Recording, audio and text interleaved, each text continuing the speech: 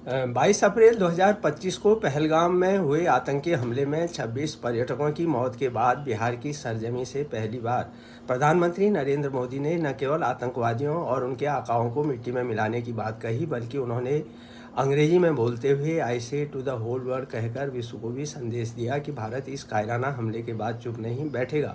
चूंकि पहलगाम हमले की जिम्मेदारी पाकिस्तान में प्रतिबंधित आतंकी संगठन लश्कर-ए-तैयबा के प्रॉक्सी गुट द रेसिस्टेंस फ्रंट ने ली है, इसलिए यह स्पष्ट हो गया है कि यह हमला पाकिस्तान प्रायोजित था, जो आतंकी समूहों को पालता और वित्तीय मदद मुहैया कराता है। पहलगाम की इस घटना के बाद स्वयं पाकिस्तान के रक्षा मंत्री ने स्वीकार किया है कि पिछले 30 दशक से पाकिस्तान इस डर्टी वर्क में लगा हुआ है। ऐसी स्थिति में सरकार ने बिना समय गंवाए पाकिस्तान के विरुद्ध 5 बड़े कदम उठाए, जिनमें पहला सिंधु जल समझौता रोक दिया और दूसरा अटारी बॉर्डर से आवाजाही बंद कर दी गई। तीसरा, पाकिस्तानियों का वीज़ा तत्काल प्रभाव से रद्द करते हुए उन्हें 48 घंटे में देश छोड़ने का निर्देश दिया गया।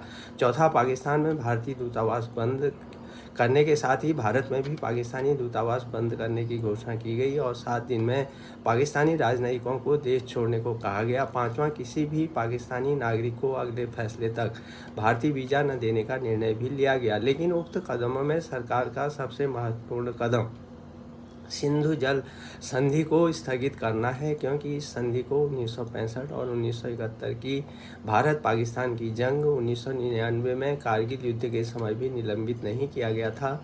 स्पष्ट है कि पहलगाम हमले के बाद पानी जो है भारत के सिर से ऊपर आ गया है।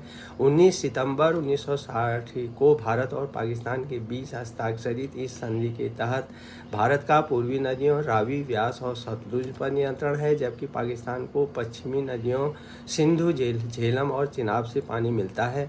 पाकिस्तान को इन नदियों के कुल पानी का लगभग 80% मिलता है और यह पाकिस्तान में खेती के लिए बहुत अहम है, खासकर पंजाब और सिंध प्रांत में।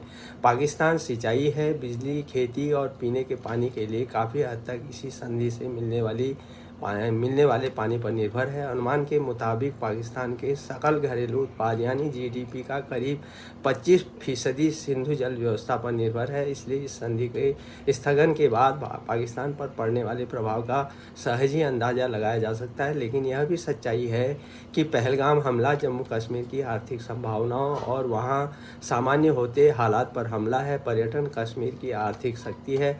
ऐसे में सरकार के समक्ष बहुत बड़ी चुनौती है कि न केवल घाटी में बल्कि पूरे देश में विश्वास बहाल किया जाए, जिस पर अभी आतंकवादियों के घिनौने कृत्य से चोट पहुंची है।